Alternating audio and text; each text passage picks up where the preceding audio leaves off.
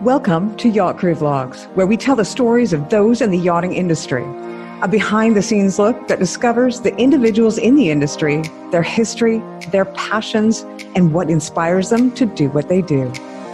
Hi, everyone, and welcome to another edition of Yacht Crew Vlogs right here on Yachting International Radio. My name is Ria. I am your host, and I am pleased to welcome back Alex Casares. He is from Grupo Barco in Mallorca, and welcome.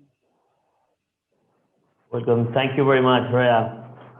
It's nice to see you again. And part of the reason that we have had you back here today is because we are announcing a brand new show for Mallorca, and you are the host. It's a monthly Mallorca Roundup, but can you tell us what we're going to be expecting from this show every month? Yeah, I think that, as you know, Mallorca is one of the most important places for refit maintenance, sailing area. So there are many things that we can talk about this sector. So interviews, there are a lot of captains, companies, I don't know, a lot of things that I would like to talk and interview and explain what happened here.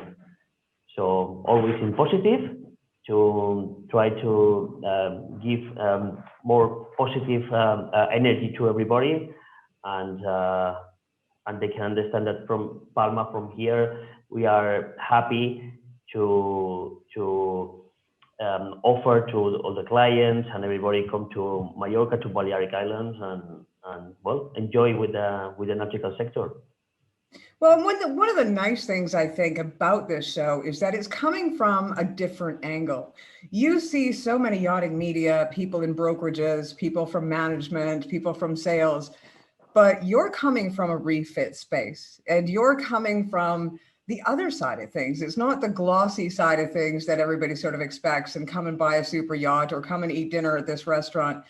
You're coming from the side of things that is a little bit dirty, a little bit gritty, but is absolutely necessary to the industry.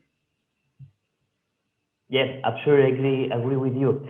Well, the thing for me is because I have been in two places, because I started as a captain during many years, so I know also to see from the other side, and now I'm here in this side.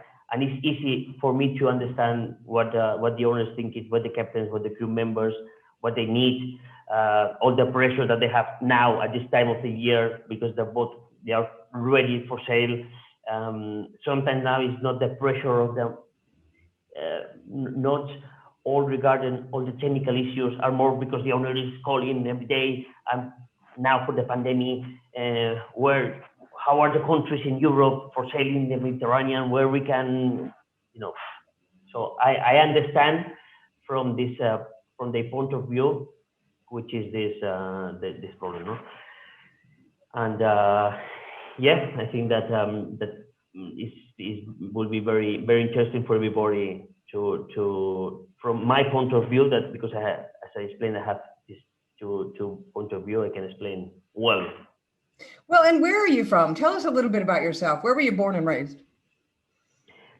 I come from Palma. I was born here, and it was funny because I remember when I was captain in 105 foot boat, sailing boat.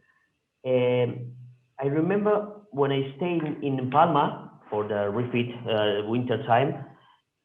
Yeah, the people ask me, says, "Oh, how is it possible? Spanish?" No, yes, Spanish. I'm from a Mallorcan captain here in Palma, because 95% of the captains and crew members are foreigners, basically from England, Australian, South Africa, New Zealand, but not many Spanish, and no from Mallorca.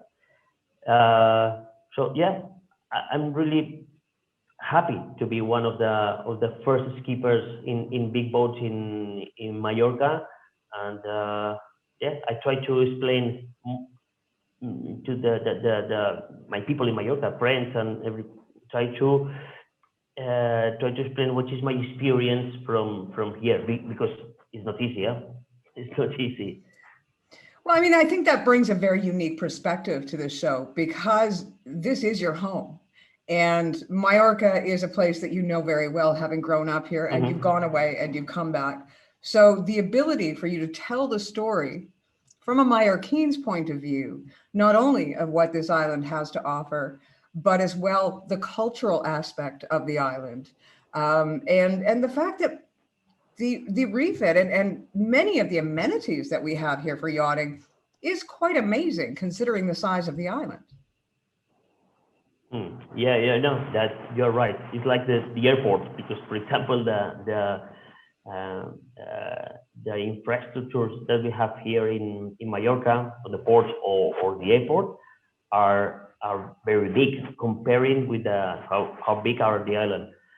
And yeah, you're right. Here in the we have the two, I can say four main yards in Mallorca, which is STP area, Astilleros de Mallorca. We have Varadero de Porto Adriano, and also in Alcudia. And there are many places where just in Mallorca, other ones in the other islands but smaller, that you can work in your boat that they can maintain. So yeah, for the small area island is a lot of companies and a lot of places to and a lot of birth also for the yacht industry. Well, that's what I was going to say. I mean, it's not just the super yacht industry. We tend to focus on the top. And when we're talking about the marine industry, it's like a pyramid. It starts at the bottom with the boats and it goes all the way up to the top to the super yachts. And Mallorca is very unique in that, I mean, the amount of fishing boats and just regular boats and boaters and kayakers and you name it, there is every type of boat on the island and a ton of them, all the way up to super yachts. How many super yachts do you think that we have here on a regular basis? Yeah, but in this point, I would like to say as a Mallorquin that unfortunately the industry of the super yacht is not the best for the rest of the I say of the people that just they want the boat just for pleasure because every time it's normal here in the industry we are all the yards that they are the new areas, the new berths are for every time for bigger boats, bigger boats, bigger boats. That means that, for example, they prefer to build a new dock area for to get 10, 30 meters boats than not 10-meter boat because they earn more money. So that means that for the people from Mallorca, for the islands, every time it's more difficult to have a little boat just for pleasure. So it's so difficult. It's good for the industry, but it's not good for the people from here. Every so really, it's finding a balance. Yeah, exactly. That's what I said. I have an industry, but also I'm from Mallorca, and I like to keep that balance. Yeah, and it's not easy. It's not easy. It's so difficult. So minimum, I try for myself to keep that balance. Interesting. Well, you know what? I am really excited for this show going forward, and I'm excited to see the people that you're going to be bringing on because I know that you are very well connected on the island. And of course, being Mallorquin, we're going to see a lot of the people that are originally from here, which is really refreshing, I think, because I think when you get into an industry, and the industry is a worldwide industry, and you tend to see a lot of people coming from out of country, it's nice to really go back to the roots and talk to the people that are there, and to talk to the people that are truly affected. And this is their home. So I'm looking forward to what you bring to the table. Yeah, again, it's like what you are talking because here what we say is like the STP area, for example, we call also like Gibraltar area. I mean, it's we have part in the because, as you know, Gibraltar is a little space that you have in the peninsula of Spain, but it's not Spain. So here is more or less the same. It's an area here in Mallorca that everybody knows there are a big white tents with a lot of boats, but the general people in Mallorca, they don't know exactly what happened here. So that is the other point that I would like to introduce more for the people from here. What is happening in Palma for this industry? That is not just there are not me. There are a lot of people from Mallorca working here. Very very good technical people. We do a very good things, very big things, and it's good that everybody knows that. Also for the future, for the young people, try that they can focus that in that industry they have a future, a place where to grow and have a job for their life. Well, and that is something that's very important, because you talk to anybody on islands the world over, and the youth are heading to a mainland, whatever piece of land is closest to their island, in order to go for work.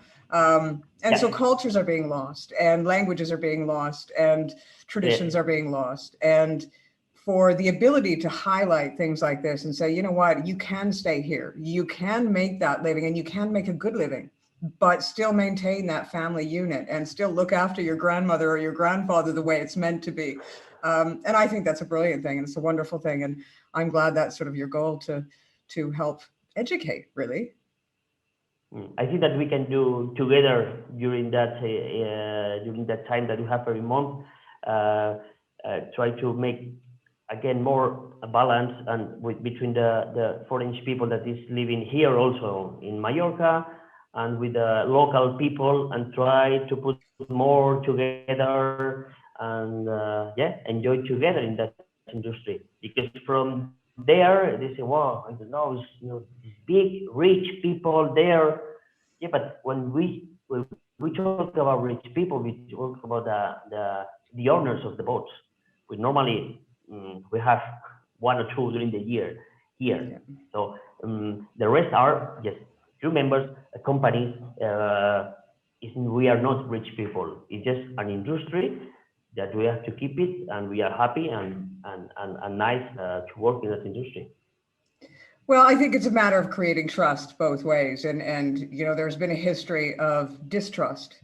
Yeah. And it is time for that to change. As we've seen, the world has changed so much in the last year and a half, 2 years, and we really need to start learning how to trust one another again, and working together towards a brighter and better future. And I think it's possible, but it just takes a lot of people coming together in order to make it possible.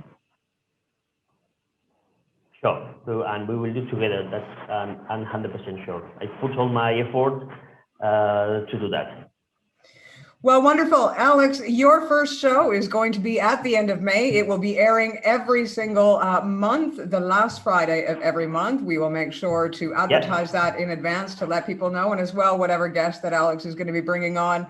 And it's going to be very informative. And I would advise, not just people that live in Mallorca and work in the yachting industry in Mallorca, but as well those around the world. If you're not familiar with Mallorca and what it has to offer and the beauty of the island, I would definitely recommend that you tune in and check it out, because there's so much to offer here that a lot of people truly don't know about, especially if you're further afield than England or Germany. So it's time to spread the message, I think. So yeah, because it's what I said. I will try to do it's not just an interview. Sometimes it will be an interview. Sometimes we can show in direct some of the works that can be done here on the yard, that you can see exactly what is happening. We can visit a big boat during a refit, talk with some people working there. So it's make something that can be very interesting for everybody. Take a look and see what really is happening in Mallorca. So it's nice. During the summer we can do something in sailing as well. Let's do something nice. I'm sure it'll be wonderful. Thank you, Alex, so much for your time. This is Alex Casares. He is the new host of our monthly Mallorca Roundup right here on Yachting International Radio. My name is Ria. I have been your host. Please tune in again for another episode.